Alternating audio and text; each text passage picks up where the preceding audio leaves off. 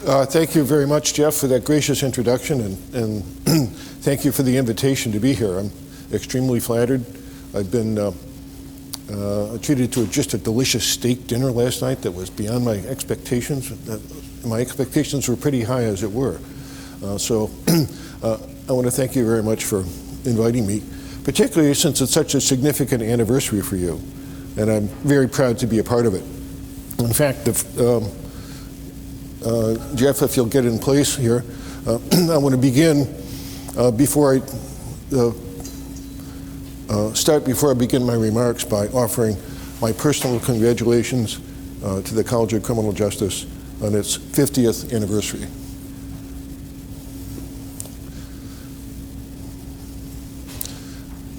Click on the bottle.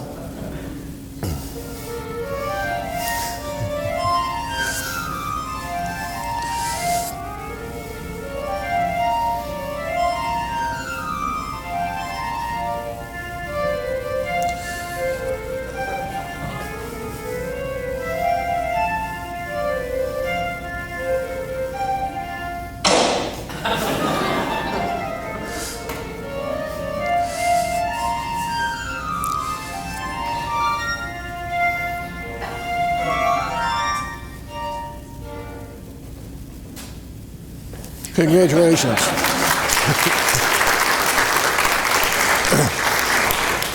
I'm going to see if I can switch windows from here, Jeff, but I may need your help. Okay. The title of my talk has something to do about evidence generation, and it's not so much a play on words as it is a conceptual extension or appendage to the phrase that's become so common, such common use lately, evidence-based practice or evidence-based programs. I'm going to begin by talking about, in general, what evidence generation means, the way we use it. It's not a particularly original idea. You know, the phrase may be original, but the concept really draws on a lot of existing scholarship and existing ways to do applied research in criminal and youth justice. Talk briefly about the origins of this approach, its intellectual origins, and just as important, the organizational and entrepreneurial origins that allowed us to do what we've been doing in New York City. The principal part of evidence generation that I'm going to discuss today is how we began doing this through a series of graduate research fellowships at John Jay College, graduate research fellowships that operated in New York City. I'll give you an overview of some of the ways we began our work with youth justice organizations and some of the products. And this was very much a learning exercise from a couple of perspectives, as it was an involvement of John Jay researchers with community-based justice. And so a couple of products spun off from that as we began to learn our way and understand better the needs of youth justice organizations in the city. Of course, we learned a lot. We faced some challenges, met some of them, but failed miserably at others, and learned some things that are going to help us continue to develop this concept. And then finally, one of the spin-offs was rethinking graduate level education in applied research in criminal justice. And I'll talk a little bit about some of the ways we're beginning to rethink our master's programs at John Jay, and how a course on evidence generation developed that is going to be a part of how this effort continues. Now the concept is pretty simple. And the phrase was coined by Jeffrey Butts, director of the Research and Evaluation Center. It recognizes that community-based justice organizations often are involved in innovative practice, but they don't systematically know how to document that, how to keep records of it, how to assess it, how to learn from it, and how to move on. And so, in addition to helping community-based organizations use evidence-based practice, we help them develop evidence to assess and understand and support the kind of practices that they're pursuing. You may have heard the phrase or the concept action research. So it's similar in some ways to action research, in which the researchers and stakeholders share some ideas and some goals and work together to try to make those happen. So it's similar in many respects to that, but we're kind of hinging it on the current fascination with the phrase of evidence-based practice. It's the first two key features are collaborative and adaptive. We work together with justice-based organizations. We change together as we understand their needs.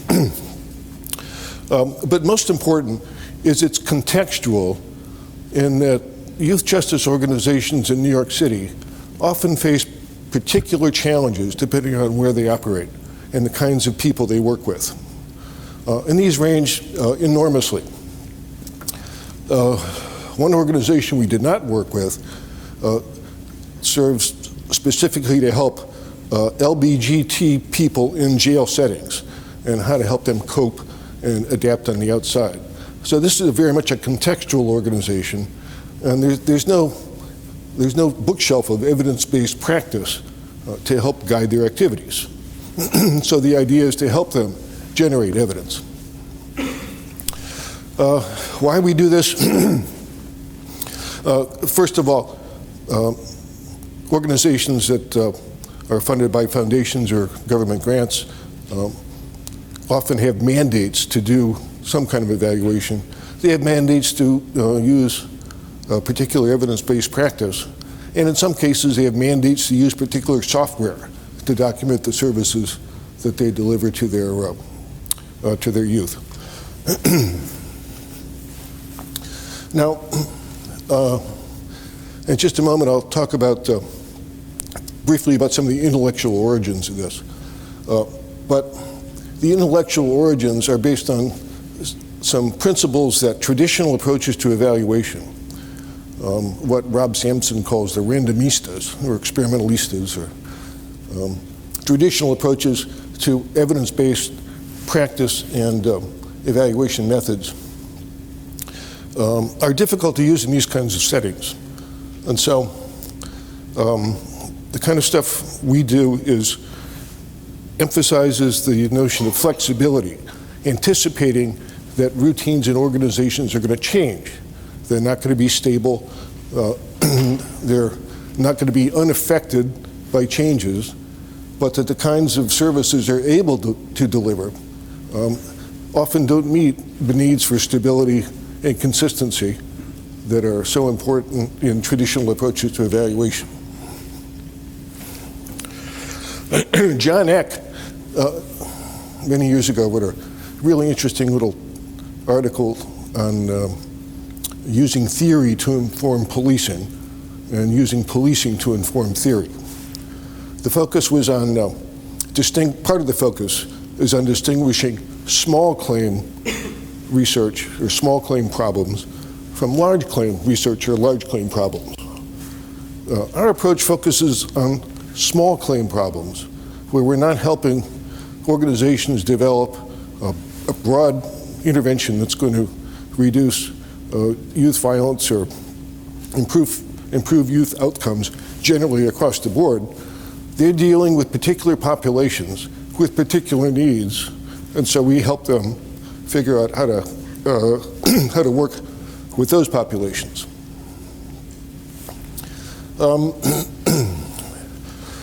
And then a third general principle or foundation is that it's necessary to do a process evaluation before you can do or even understand an outcome evaluation.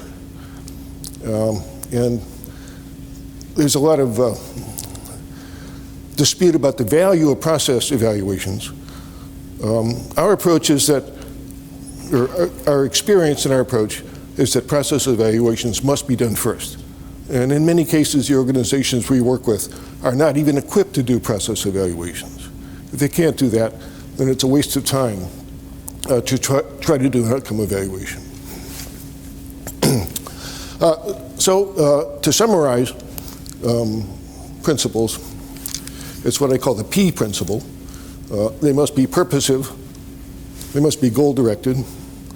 And I'll talk briefly about a theory of change and how a theory of change is important in helping them become purposive. They must be analytic. The things they do must follow from their goals. And a logic model helps document that, and a logic model helps assess that. And they must be empirical. They must be based on actual data that are collected from program clients, program operations, or other sources. They can't just be impressionistic. One of the organizations we work with claimed to have a recidivism rate of 5%, undocumented. Well, I'll talk a little later about our efforts to systematically look at rearrests, and we found it was closer to 65% for this particular organization, based on our systematic analysis of state criminal history records. So empirical is important. Briefly, the origins. About 15 years ago, when Jeremy Travis was director of NIJ, I was fortunate to get a visiting fellowship to do, as I described, write a version of my textbook to be used by criminal justice professionals, not by researchers, to be used in the field, not to be used in the classroom. And I produced something called the Guide to Frugal Evaluation for Criminal Justice. The best thing about it is the title. Nonetheless, it lays out the kinds of principles that I've been talking about and we'll see more about fairly clearly. About 5 years ago, I published an article called Evaluation for Everyday Life in a collection of essays honoring Ron Clark and his approach to environmental criminology and situational crime prevention that lays out these principles in a little bit more succinctly. Situational crime prevention and problem-oriented policing have a lot of ideas evident in those approaches are very similar to the kinds of stuff we're talking about. So these are some of the intellectual heritage. And then the organizational and entrepreneurial bits come from the John Jay Research and Evaluation Center under the direction of Jeffrey Butts. Jeff coined the term evidence generation, and he did some of the groundwork that led to the realization that this is important to do. Shortly after he came to John Jay, he got some funding from the Rudin Family Foundation to establish graduate fellowships, which placed, I think they were all PhD students, in justice organizations, both government organizations as well as justice service organizations in New York.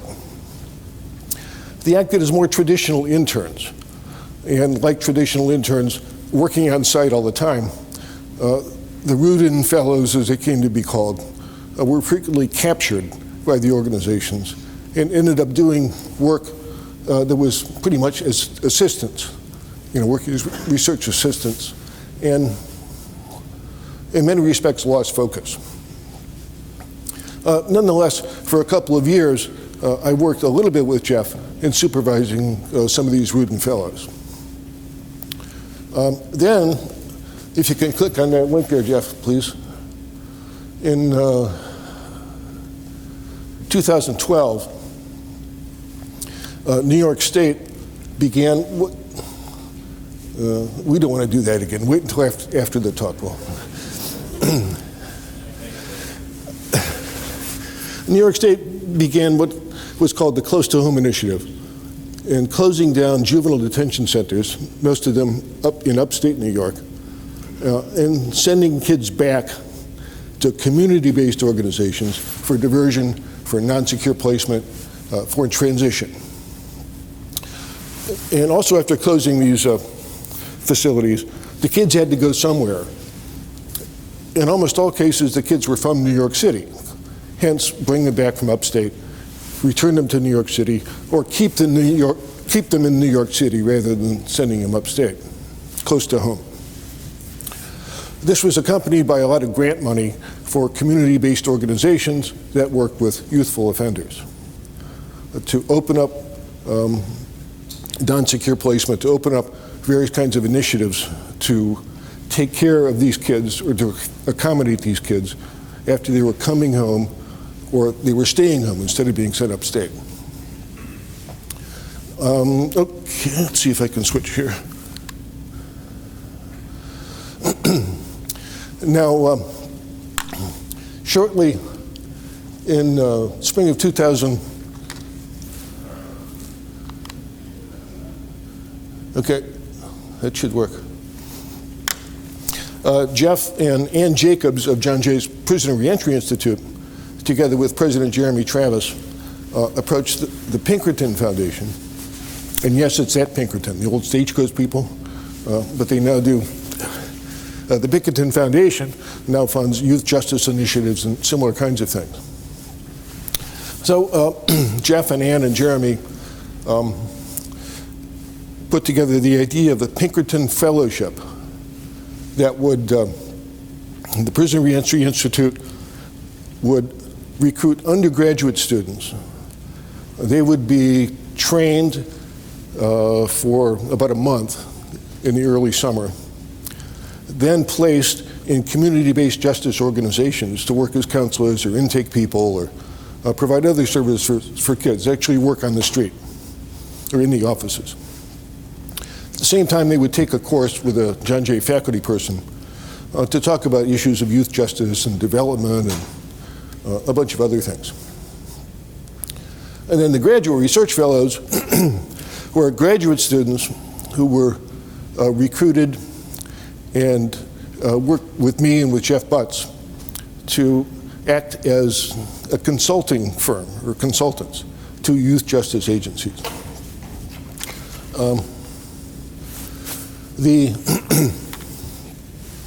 This differed from the Rudin family approach, in which students were embedded helpers, like interns. The consulting firm approach had the students go out in the field in teams working with organizations, but work from our offices so we could continue to work with them and we could learn from each other. I'll tell you a little bit more about the specific process in just a moment. But the fundamental a fundamental difference was a consulting firm as opposed to an embedded intern. In addition to their work as consultants, the Pinkerton Fellowship Initiative produced a couple of symposia every year to which people involved in youth and criminal justice all over New York City and New York State, for that matter, were invited to come and hear a series of speakers over a 4-hour symposium. Well-known speakers. One of the last symposium was Ed Mulvey, talking about developmental principles in youth justice and what can be done to take advantage of what's known about those. But these were large events. I'm not going to click through to them, so I'm not going to click through to these two. Large events that brought the community into John Jay and brought outside experts into John Jay and brought John Jay faculty, to the forefront and trying to work through some of these issues. One important symposium was called Raise the Age. The age of criminal responsibility in New York State is, interestingly, the same as that of only one other state, North Carolina, age 16. So 16-year-olds are adults. And that's at odds with the continuing, what we're continuing to learn about developmental criminology and the recent National Research Council report. So we're trying to engage a larger community in these bigger issues.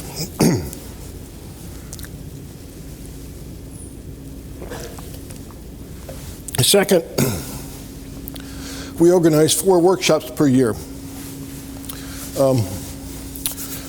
that involved only the organizations we were working with and the graduate fellows. So we would identify topics of interest to the affiliates. We would try to gather resources to address those and have a 3-hour workshop. One very straightforward example was the Eto Workshop. And ETO stands for Efforts to Outcomes, a database or case management system developed by Social Solutions Corporation in Baltimore.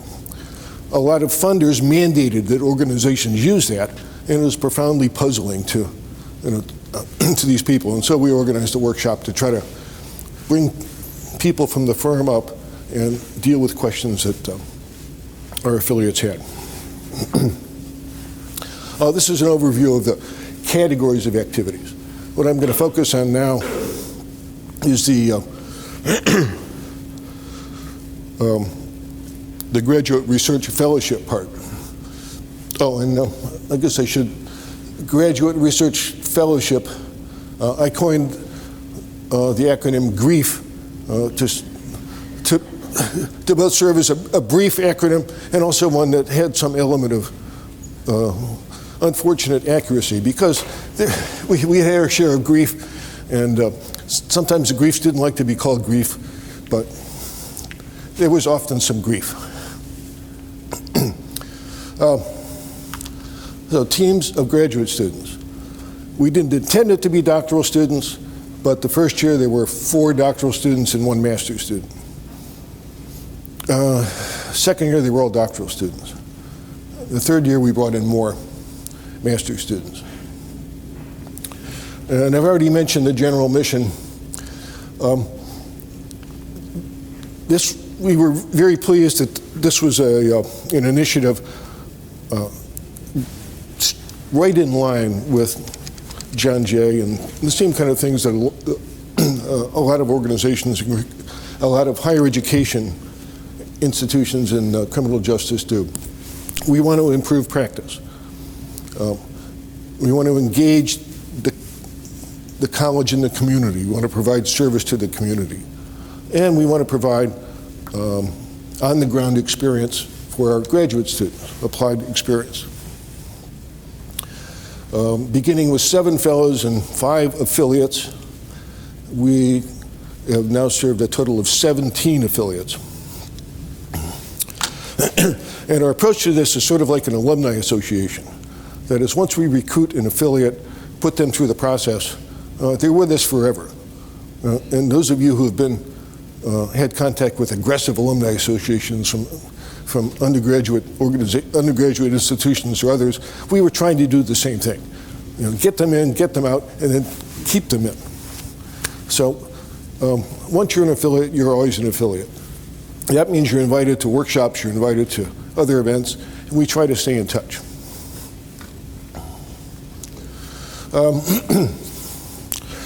The affiliates ranged. They had to be involved in youth justice. They had to understand that we weren't giving them interns or research assistants. And they had to be committed to improving the evidence base of their practice.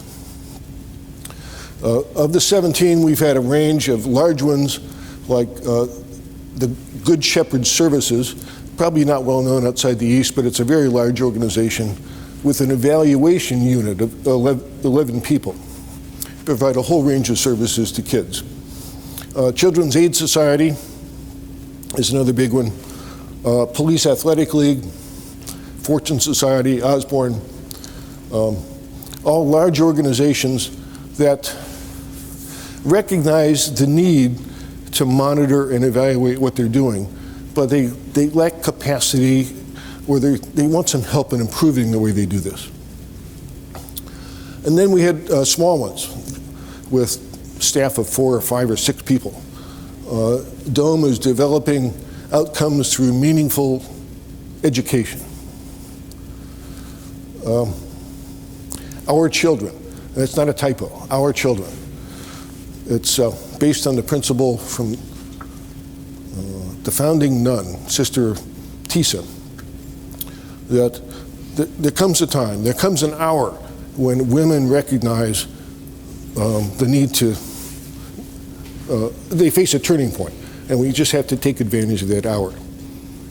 Focus of our children was on women returning from incarceration, and in particular on serving the kids of women returning from incarceration.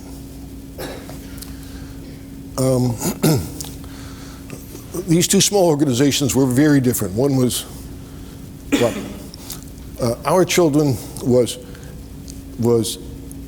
very creative and very thoughtful. They had halfway houses for women returning from prison, trained them in all sorts of skills, and then housed them in a facility, not the Our Children facility for women returning from incarceration.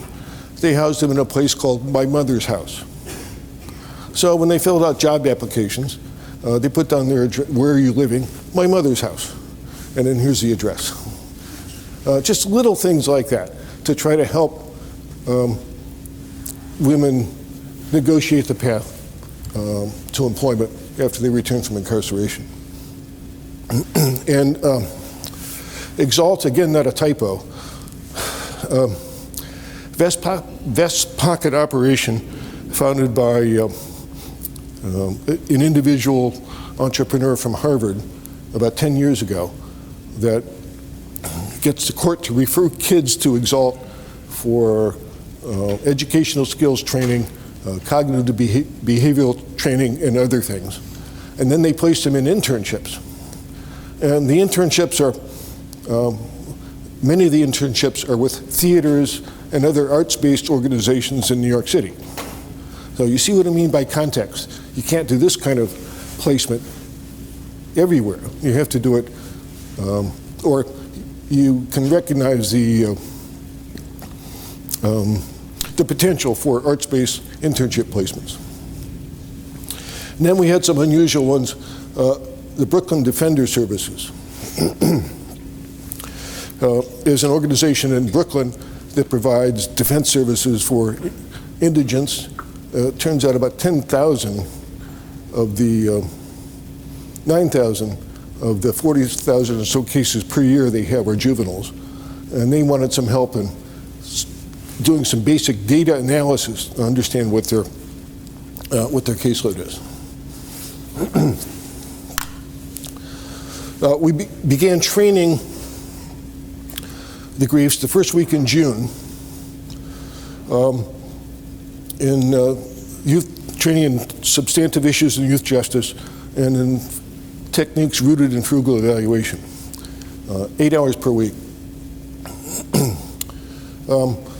That was the first 2 years. After doing that, we developed a special course called the Practicum in evaluation and evidence generation that I'll say more about a little bit near the end of my talk. The second week in June, we had each affiliate come in. The Griefs had been assigned in teams of 2 or 3 to affiliates. Each affiliate came in and made a presentation about what they do, what kind of help they wanted, what they hoped to get out of the affiliation.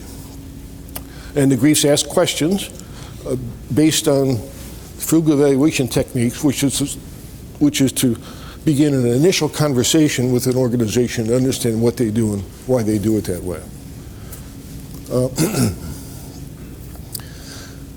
After the presentations, the Griefs spent the week putting together or gathering additional information, putting together a presentation that 1 week later they made to the affiliates as they came in, which consulting firm style.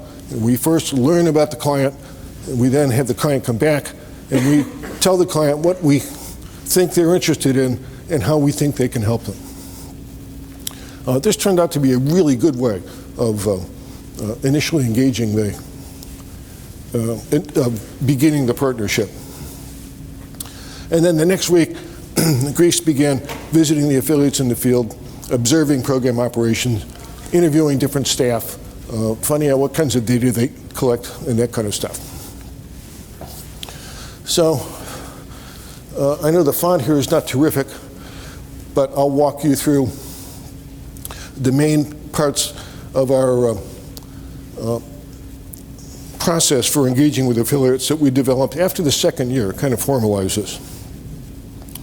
The first is a diagnostic phase, where we're learning about an organization, better understanding what they want. The first thing here is something called PEVGEN, which is a protocol for gathering information. gathering basic information about the organization.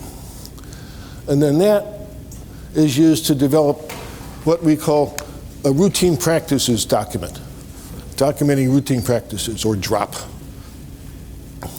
Yep.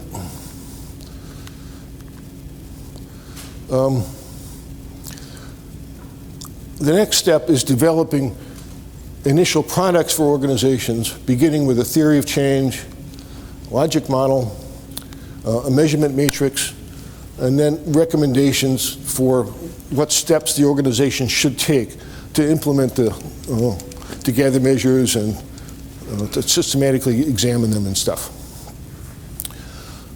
That was, the first two columns were what we did in the first year of engagement. Number 7 is sort of optional. It's special projects that the Griefs work on as a group with the organizations after we've completed the initial kind of intake and diagnostic phase. Griefs work full-time during the summer, June through August, 10 hours a week during the academic year. I don't know if any of you have been to John Jay. Brittany's a survivor of John Jay. But the space, Professor Hayes, excuse me, space at John Jay is horrible, particularly for students, just awful. One of the perks that we had for Griefs is that we had really nice office space. Coffee maker, snacks, a rule that there were no overhead lights, that always had to be indirect lighting, just a very peaceful, comfortable place to work. Those are the perks for Griefs.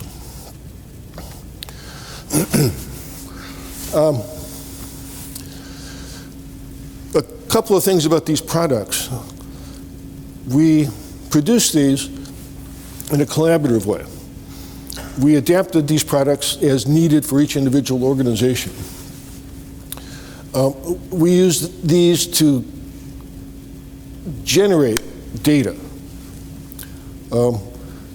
We began this process using almost entirely their language and not imposing social science formal researchy language on them, but eventually translating their language into ours.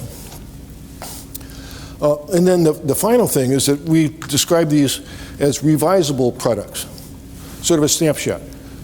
This is what your organization and its task environment looks like now. Feel free to change it as things change. Come back to us if you need help in doing that. I'm going to say just a little bit more about each of the products. And Jeff, I have no idea how I'm doing about time here, so. Okay. The DROP document, documenting routine practices. This is a humble thing, but we found it was very important because it produced an outsider's view of what an organization does and memorialized it. If you've ever had any work in field work, working with community justice organizations or law enforcement organizations for that matter, there's a description of what they say they do, and then there's what they do. And they may not even be the first thing. And so systematically identifying patterns of practice that are not described in program documents, or systematically describing departures from prescribed practice was very useful. And we were able to compare our views of what they were doing to their claims about what they were doing. And then kind of an important spin-off of this is that an abbreviated version of this document turned out to be very useful for community organizations in applying for funding.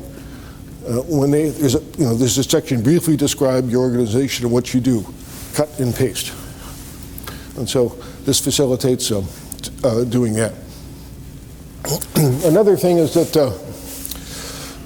as I'll mention again near the end of the presentation, lessons learned,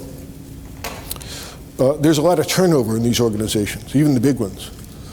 Amazing churn. And quite often somebody who knows what's going on but doesn't have it written down anywhere leaves, and then the new people are left struggling with what's going on. So the routine practices document is intended to be a resource that can be used not only in applying for funding, but for sharing with other staff and new staff as they come in.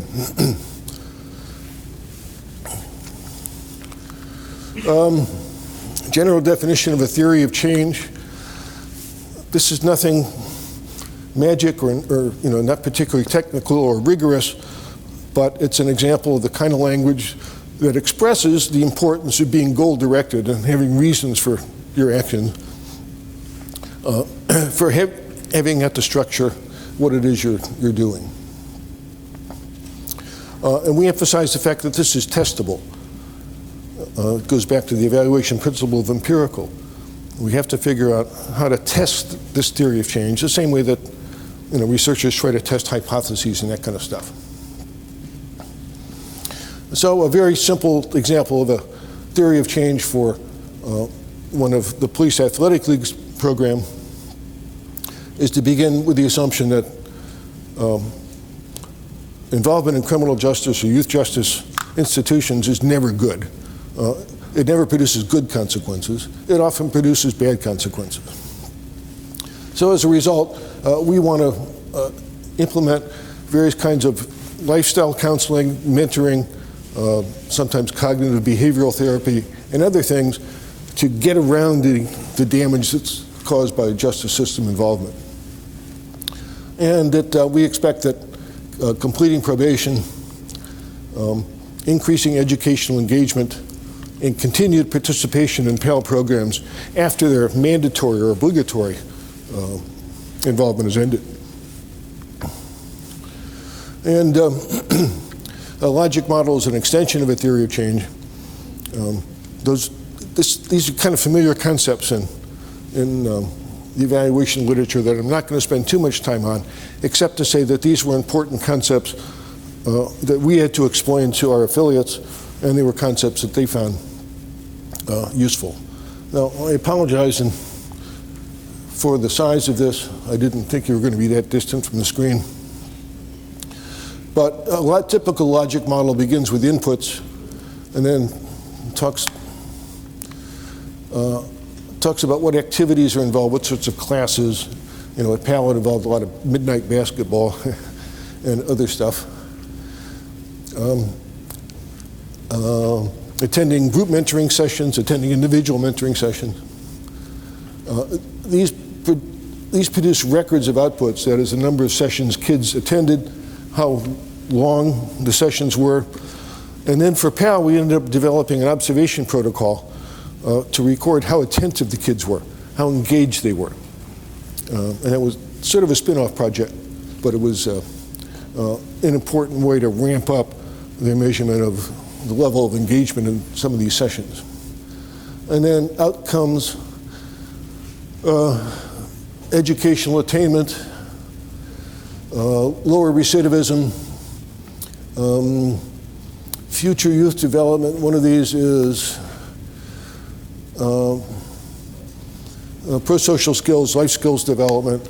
We have scales to measure the extent to which kids embrace these values. The next step is a measurement matrix that looks at program records and identifies what sort of information is available to provide data on different measures for different parts of the logic model. And for the Osborne Association, we looked at a program called Arches, a citywide program sponsored by former Mayor Michael Bloomberg to improve, supplement life skills and other things for kids age 16 to 24. Another one of these logic models for Arches. Then we took the outputs column and went through and produced a list of process measures that are linked to what they say they want to do, indicate whether or not they're currently collected, and identify the source if they are currently collected. Most organizations have pretty good process measures.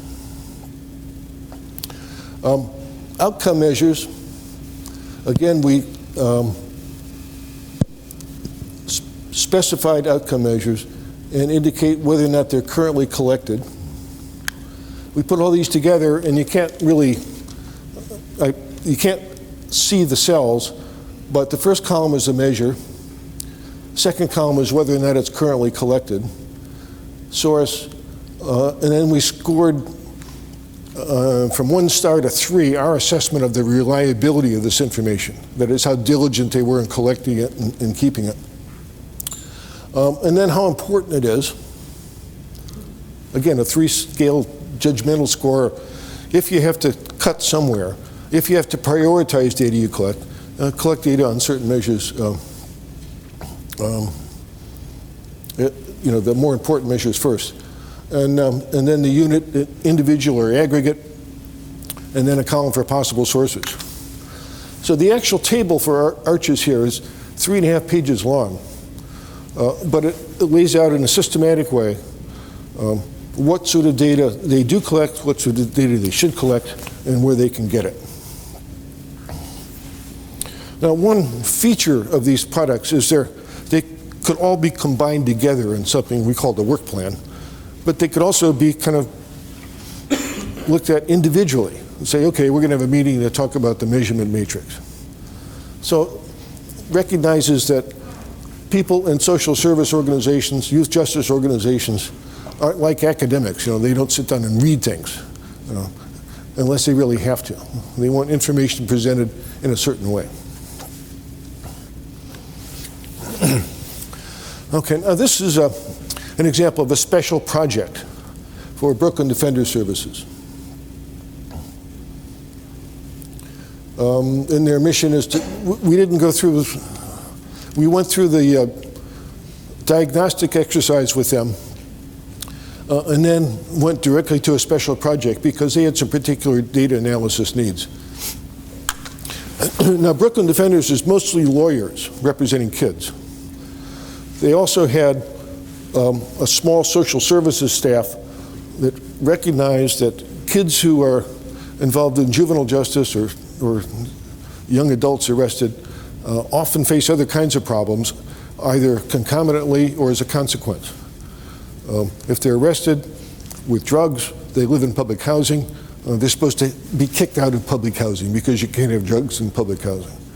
And so an arrest can trigger all sorts of other problems. And the social services part of Brooklyn Defenders was to try to deal with these other things that popped up while we're helping the kids' case. A very complicated, also immigration. If kids are illegals and they're arrested, that triggers another kind of need. So a whole bunch of stuff. So now this project began with something that John Jay students are unaccustomed to doing, most John Jay students.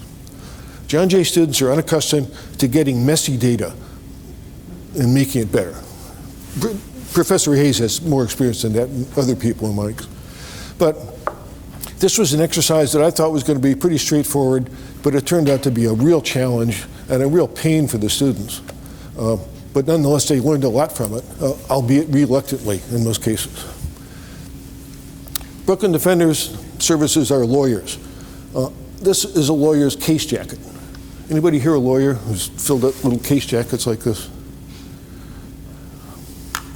And they scribble dates they meet people and abbreviations for what they do and all that stuff. It's a real mess, but this is the raw data. The raw data from these case jackets gets keyed into a records management system. So the students, first of all, had to understand how you go from this to a spreadsheet of 80-some thousand records. They had to learn how the data were coded. A lot of cases were missing. Quite often PhD students, when they think about missing data, don't really give it too much thought. But oftentimes in administrative data, things could be missing by definition. And so understanding why some things are necessarily missing is important. Recoding, the fields in this, I could show you the spreadsheet, but maybe if we have time in some other venue. Recoding, grouping, and then this last thing that's going to come up was a major product. It looks almost silly, but it was a major product. They created a code book that is a guide to the incredibly messy data produced by these lawyers. So this is an example of a service, is you get messy data that nobody could understand and work with, and beat it into submission. Not only for the purposes of the very brief analysis I'm going to show you, but also so the organization can then use that data to examine other kinds of things. So in a sense, in this exercise, we recognize an important and largely unmet need, and that is organizations need help in understanding and working with records management systems.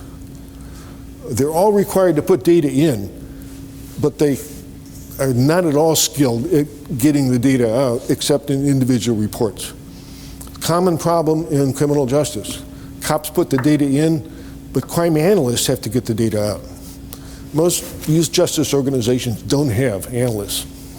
So this is a really important need. If the kind of collaboration I'm talking with is going to spread, recognizing that specific record management skills are very important. So they did some very simple descriptive summary statistics that the lawyers were fascinated by. How did you do that? He said. They wanted to know how youth clients compared to adult clients. And they're largely similar, except they're much less likely to be detained prior to arraignment, and they're much more likely to be dismissed. Now, this next table, I want you to look at just for a moment. I think you can probably see it. 75,000 cases.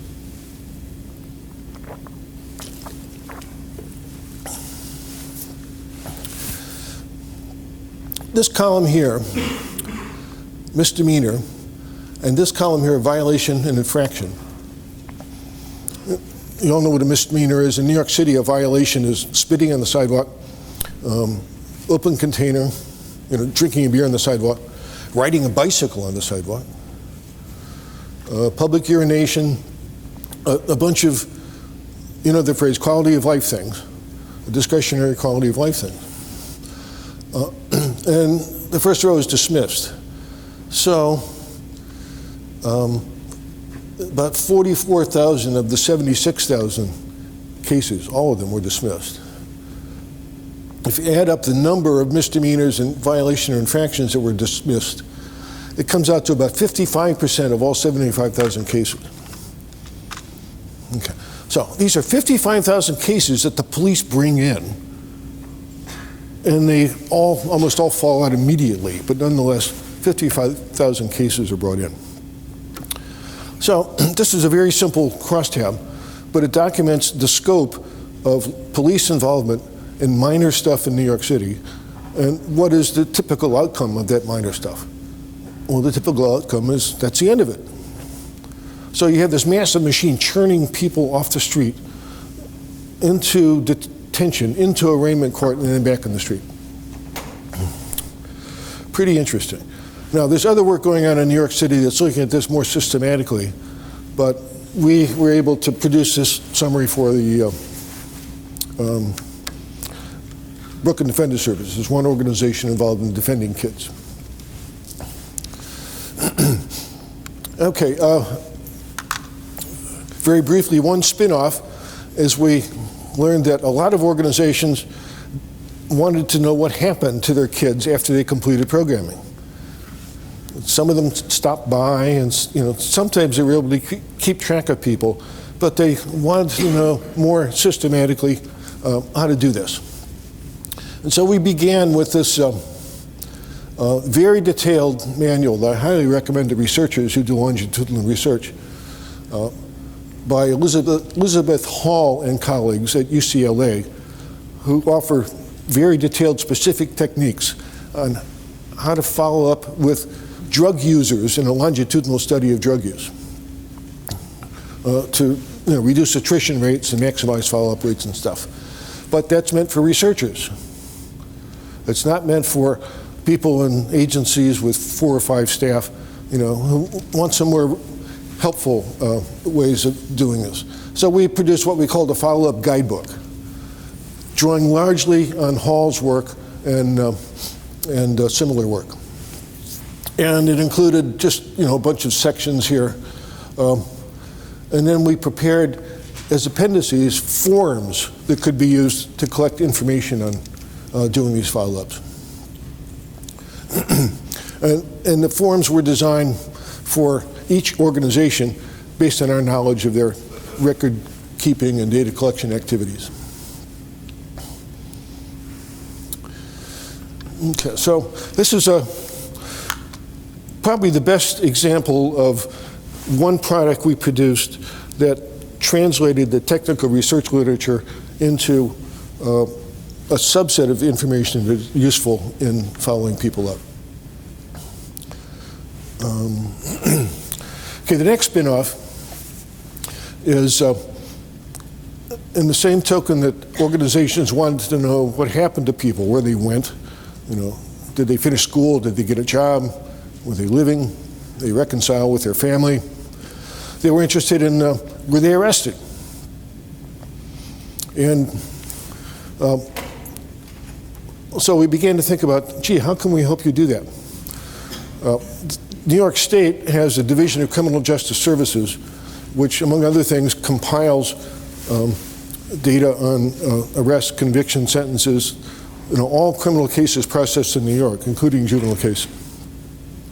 Like all criminal history record system, it's a real monster, and it requires expertise to use it. And so our role became one as providing technical assistance to organizations who wanted this stuff and linking them to state resources. I'm going to go quickly to a little bit more on how the project worked.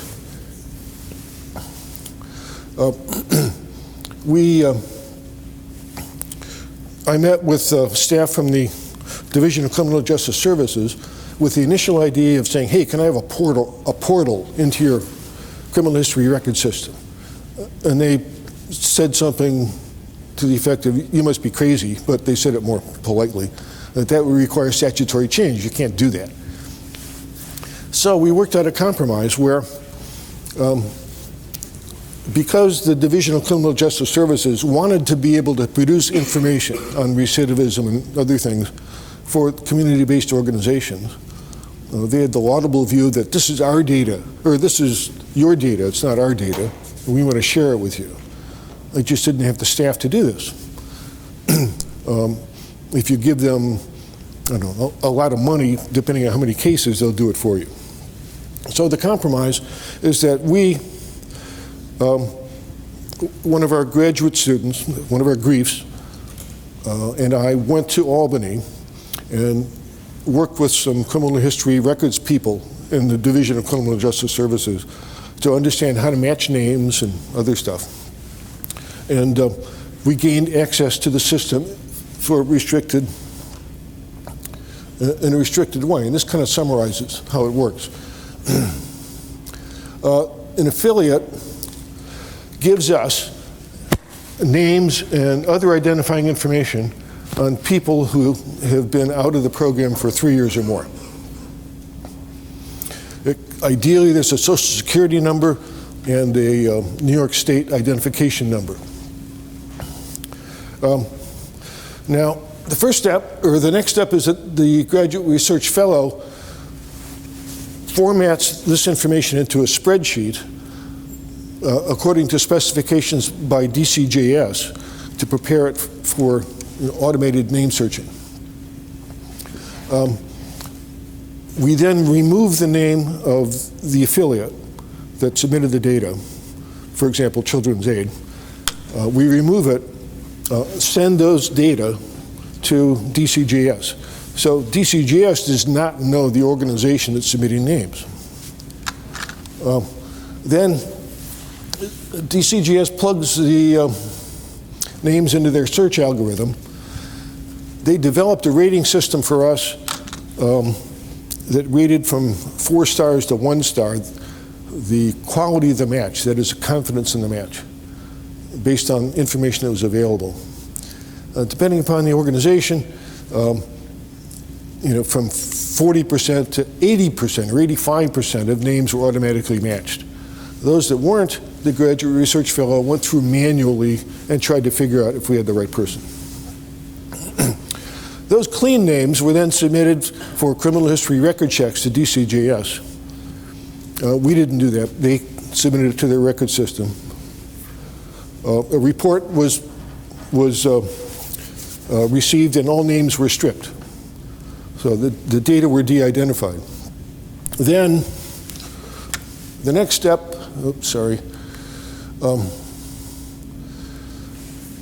the next step is that the GRIEF did some very basic analysis of aggregate data to show what percentage of people had an arrest at what time after program completion.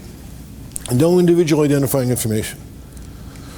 And then this was submitted to affiliates. Now, Jeff, if you'll click there, this is our webpage that shows some examples of these, and also why we did it this way. Another window. It's the right-hand tab. Okay, there, I think that's it.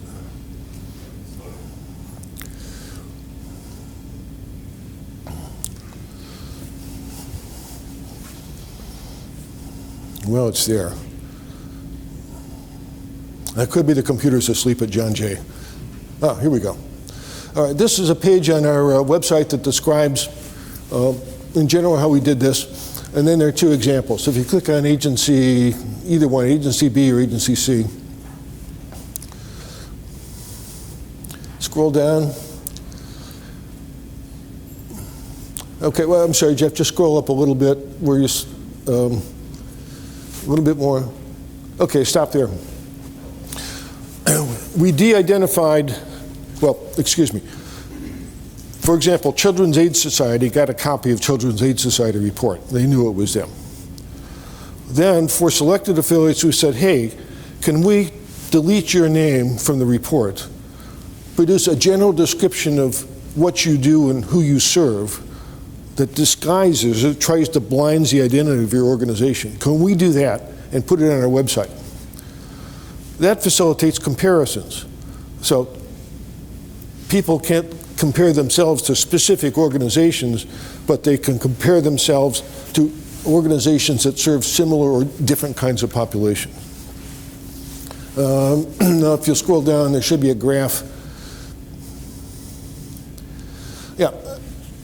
So this is just a simple hazard model of time to failure. And if you scroll down, there should be one more.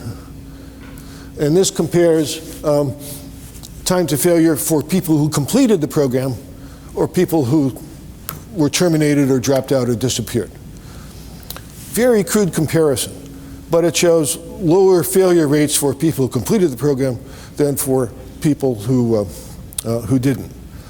By no means is this conclusive evidence that, hey, affiliate B is really doing good work.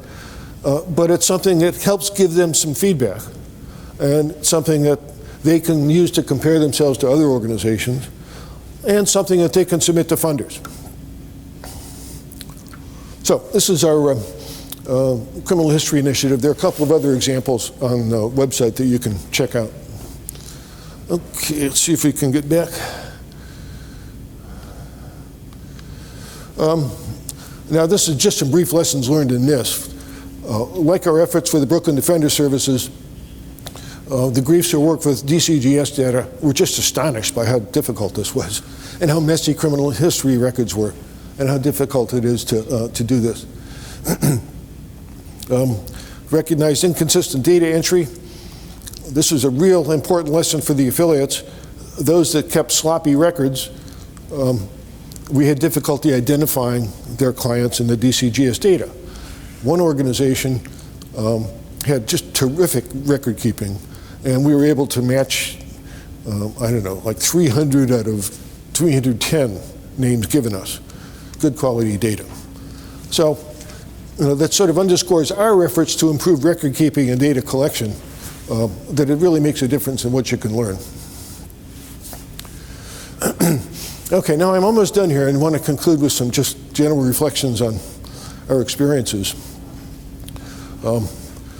Even though we began this knowing that community-based justice organizations are there to do a job, and they have to be nimble, change is the norm, funding streams emerge and dry up, and you can't just kind of keep a straight and narrow and steady path. You have to change directions a lot. Something else that we didn't really expect, but probably should have, is the enormous staff turnover in these organizations. Part of it's burnout, part of it's the fact that there are lots of opportunities, and part of it is many people get into this at a younger age and decide they want to do something else. Now, this was a problem for us because when we began working with the affiliate, an individual staff member could have been really interested in working with us, but that person's replacement says, when is this graduate research fellowship stuff? I got to learn the ropes around here. And so we would lose the sustained attention of people in some ways. Despite the fact that we tried to tell people, we're not doing evaluations, we're helping you gather information to do an evaluation, not everybody got that message. And so I had to develop a do's and don'ts list. What griefs do, what griefs don't. And even that didn't result in people understanding exactly what we were doing and what we didn't do. Mandates from funding sources. A couple of occasions we recommended some people change the way they record data, change the way they present it, and they would say, no, we have to do it this way. That's what our sponsor says. Arches, what is in the Police Athletic League is one example of 40 Arches programs throughout New York City, and Arches imposes some mandates on what sort of data has to regularly be reported to the central Arches program. And of course, many of these organizations, especially the small one, operate with limited staff, limited budget, and at the end of the day, when it comes to data entry and reporting and double checking is less important than just meeting with the people and getting the work done. So we sort of knew this, but it turns out that beginning to work with somebody on this kind of stuff doesn't guarantee that they're going to follow up with their earlier degree of commitment. And then the final point here is that many of these organizations serve relatively few youth, and they were scrambling to try to get kids who met criteria specified by oversight agencies. And they were, in a sense, competing with each other.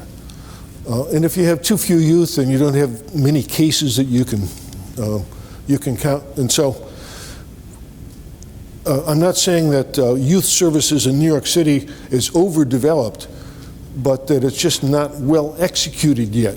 There's a lot of capacity and fewer kids that meet the criteria than people expect. Now, that may be caution on the part of people who will allow youth to be placed in certain kinds of things, but nonetheless, there appears to be some excess capacity. And then lessons learned about us, about our plans. We worked better with larger organizations that had evaluation units.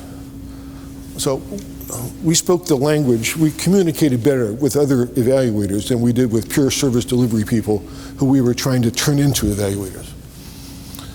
And I guess in retrospect, that's not at all surprising, but it's a little disappointing that we're not able to produce as many evaluation champions.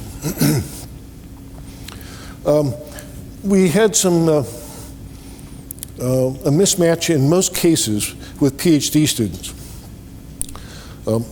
In PhD students in criminal justice at John Jay are rarely trained for this kind of work and don't seem to have much interest in this kind of work, in youth justice in the field.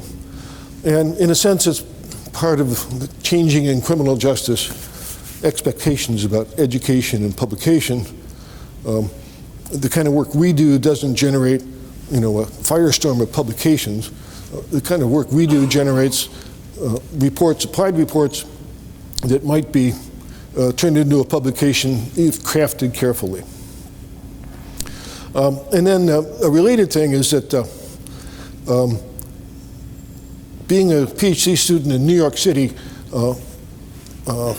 PhD students in New York City face many challenges, and foremost among them is paying the rent and putting food on the table.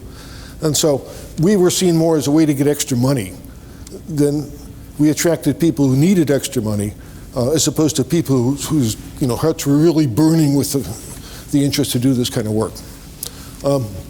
And that's okay. It turns out that, and then the academic calendars in life, academic calendars have semester breaks, they have exams, PhD students have teaching schedules, and it doesn't mesh with the needs of people who often work with youth after hours and on weekends. And so there was just a schedule mismatch here. And then the final lesson is that we had three master's students over the 3 years. Two of them were superb, and one is not quite so good. So that made me, well, not quite superb. Great inflation takes many faces. That led to a couple of things. Most pragmatically, after 2 years' experience, I produced this course called Evidence Generation. And the idea of the course is to train students in the skills that were required in the fellowship before the summer began. So at the end of the spring semester, first part of June, they're rearing to go and they know what they're supposed to do. The second thing is to get master students and give them the requisite skills, thinking that they're going to be more enthusiastic about full-time work in the summer. They're going to be more enthusiastic about putting this kind of stuff in their resume. And it's just kind of a better fit. Over the first couple of years, I had 4 job announcements from the affiliates we work with that were seeking evaluation professionals with master's degrees, at least a master's degree, and some experience. And so this really provides a career opportunity for master's students. And it turns out we were kind of a part-time employment agency too, because there was a lot of churn among our affiliates. And the evaluation director at PAL became part of the evaluation team at Good Shepherd Services. One of our griefs was recruited to be the evaluation director at PAL. And so we became part of this community of community-based organizations interested in evaluation, and we're part of the churn that helps identify opportunities for master's students with their requisite skills. So this course, Evidence Generation, is replacing a required course that everybody knows, but few people know what it means. It replaces a required course called Policy Analysis. And it's based on actually doing the kind of work that the graduate research fellows did. It's based on bringing affiliates into the classroom, which we did a little bit in the course's first experience. And then the other thing that we're kicking around that I actually did at Rutgers before I came to John Jay is, despite being the author of a research methods book, I firmly believe that that there's a market for a terminal degree for master's students, but you don't need research methods in statistics the way it's commonly taught in criminal justice programs.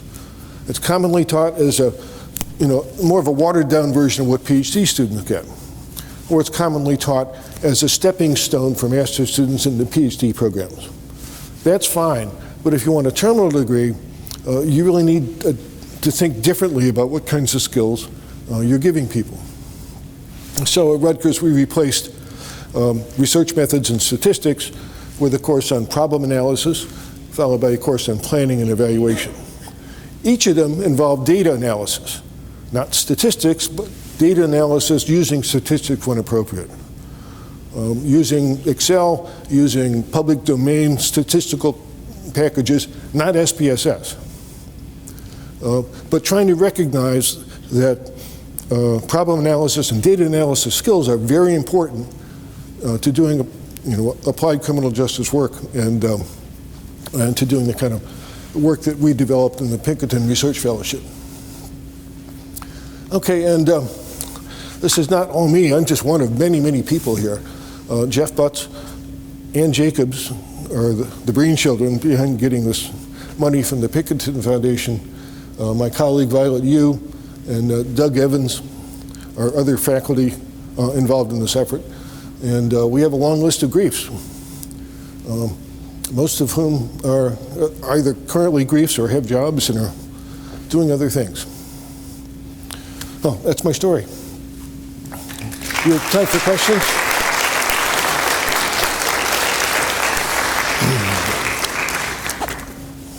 Thank you. We're going to open it up for questions. So we're going to encourage those students that are in my program evaluation class. Think very hard. About some insightful questions for Dr. Maxfield. And I know who you are because I can see you all. So who would like to start while they percolate? I haven't scared all of you, have I?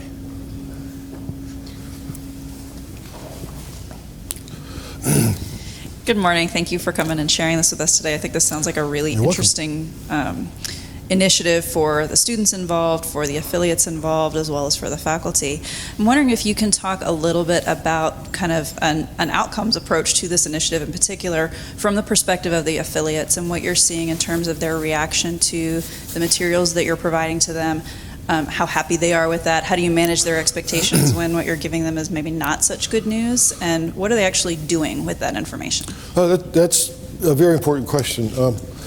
We didn't produce any sort of systematic feedback like a survey monkey, how many times, but we continue to work with affiliates.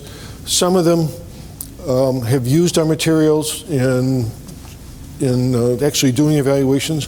Brooklyn Defenders has used it in a couple of respects. Good Shepherd Services has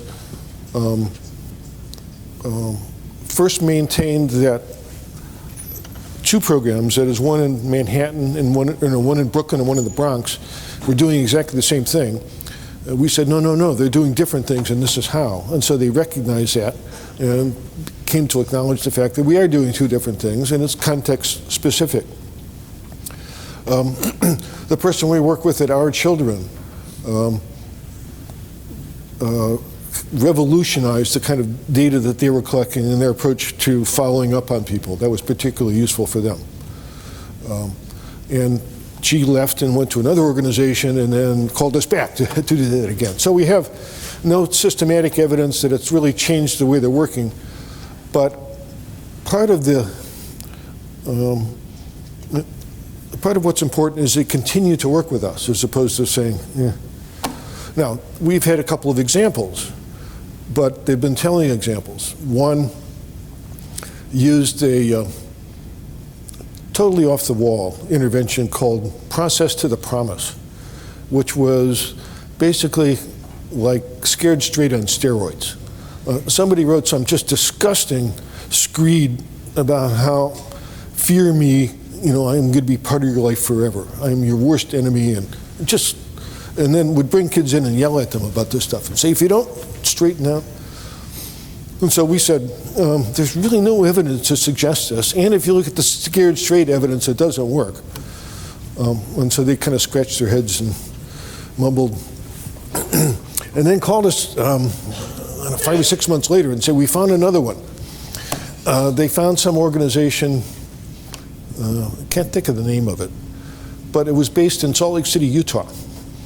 And it was used in several areas in Utah, Wyoming, Colorado, basically the Western Mountains. And the materials show kids, white kids, riding horses and doing doing that kind of stuff, and cute animated videos about white kids learning how to do things together and in the outdoors. It's wholly unsuited for kids in the Bronx and Brooklyn. It was just amazing. But they were selling a good product. They convinced the executive director of this organization that this is where they ought to put their money. And when I asked about any any base of evidence to support the effectiveness of what you're doing, he said, "Wow, we're working with 300 people." So that was basically a write-off. We said goodbye to them. They were attracted by interesting sounding things. Was that responsive to your question? We have one more over here. Hi. Dr. Maxfield, I found it really interesting that you were able to look at the kinds of records that were provided to you by different programs, some of which were really high quality and some of which were very low quality, and you had to do a lot of work to get any really useful data out of. I was wondering, since you were able to distinguish at least qualitatively between the kinds of records and data that were handed over to you, have you tried quantifying that in any way and seeing if that correlates with, for instance, better outcomes for those programs that produce better records, or at least better funding for those programs that produce better records? No, we can't do that. We have too few cases to do anything like that. And there's just such a range of people who, some organizations didn't record the ethnicity or race of people at intake because they didn't think that was important. And so there's just erratic record keeping and lots of range of variation. So I can't answer that. We don't have enough experience.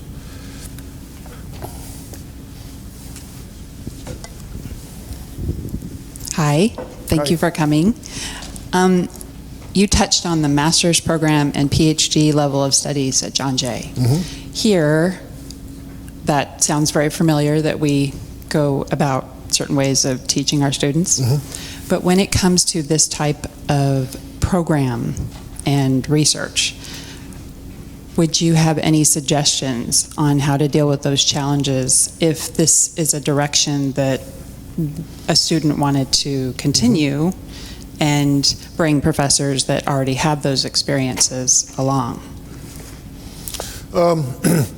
Well, I can give you programmatic recommendations, but I don't think that's directly responsive to your question about what should a student do, because a student it is in large part, not entirely, but in large part dependent on program requirements and stuff. I know people at Sam Houston are interested in this kind of community-based applied research. And so I guess my advice to an individual student would be to seek out that person. Is that sort of... I did mean more programmatic, because you touched on... I can't hear. She also meant programmatic. Programmatically, suggestions. Okay. Rutgers University now maintains this terminal degree, and they don't have evidence generation, but they have the courses on problem analysis and planning and evaluation.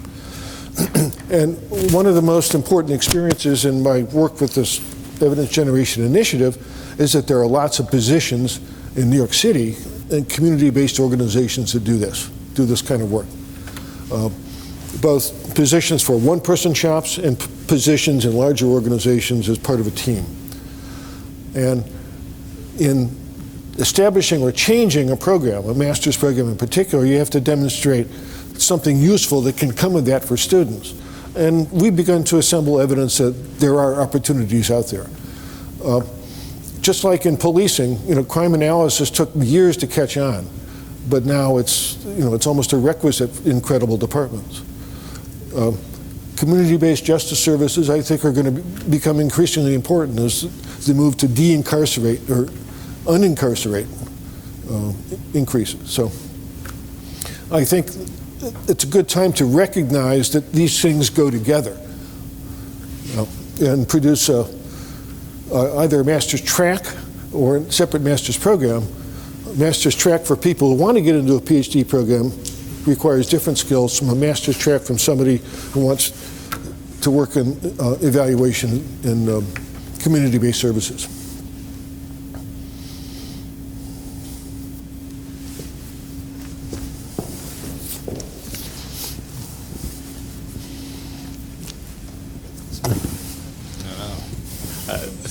Hi, Professor Maxfield. I really enjoyed your presentation, and part of the reason why is because, you know, ICPSR has made it so easy to just click a couple of buttons and download data sets, and next thing you know, you're a secondary data analyst. I wanted to know, though, about your team of griefs or grefs. Grief, yeah. Clearly. What are some of the technologies, software, tools that you're using to help facilitate the management and the processing of the data? And is there any training that's involved for the organization so that, you know, not to put yourself out of business, but that the organization themselves can use or to be able to use those tools on their own? That's an excellent question.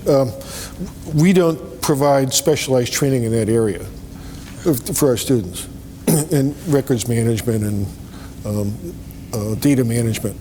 It's a critical need, I think, for not so much for the kind of stuff we're doing, but for PhD education in general.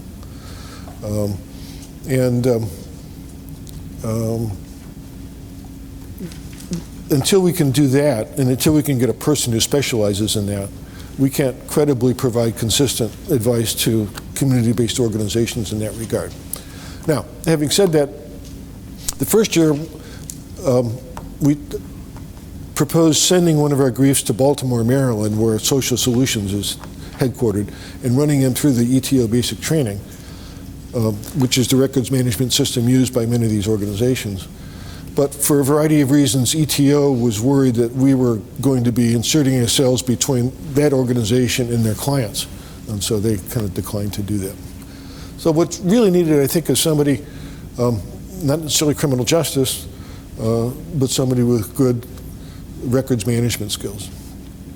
And one of my colleagues, Hung-In Sung, has been trying to put together a program it's not appropriately labeled. They maybe have the label wrong. But data analytics, to recognize that there are certain bundles of skills. GIS is one of them. Records management systems is another one. Computational stuff is another. Bringing data together, you know, big data stuff. But so far, that's just a pipe dream. I think it's an important need, though. Answer your question? Thank you, Dr. Maxfield. I was wondering, you spoke a little bit about the importance of using the organization's language and not inserting our speak into theirs, and then eventually translating that. Can you talk a little bit more about the importance of the stakeholders' role in the planning process and the project design?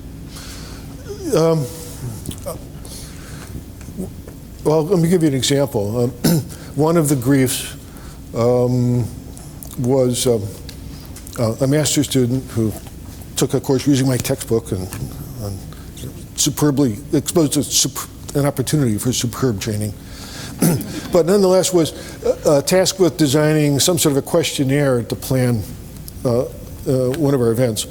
And it was to plan one of our events. It was on a survey of the quality of data that you're collecting. And she used words like, what do you do to ensure the validity of your data? Okay.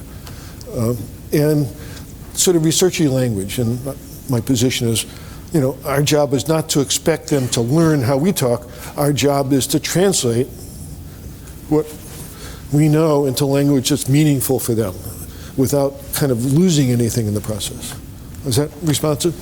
Yes, I was wondering a little bit more about, do you actually have the stakeholder, the people from the organizations in it from the very beginning on the design of the project? So do they give feedback on? Oh, absolutely, yeah. It's collaborative from day one.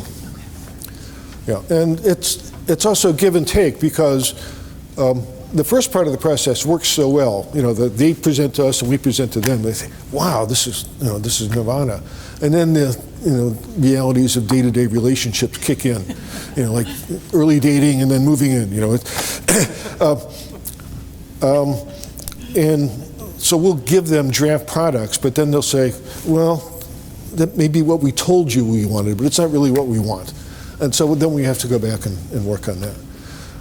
We had an extreme case of that with Brooklyn Defenders when we did, the initial diagnostics and stuff, in part because that's what we do. And then they said, well, okay, but we really want you to look at the data for us. So it's not, we like to think that we're not completely collaborative, because if we tell somebody something and they don't want to hear, and they really should hear it, then we just try to gently push that. That's, I guess, another lesson learned that's not up there, is that it's difficult for PhD students to do that. And so they have to have some support, and they also have to recognize what's needed to gently tell somebody that, it's not quite right. And maybe in my experience as editor of JRCD for many years, I'm experienced in conveying bad news, gently or not, but. I may have experienced that. Hypothetically, okay. Thank you. Thank you, everyone.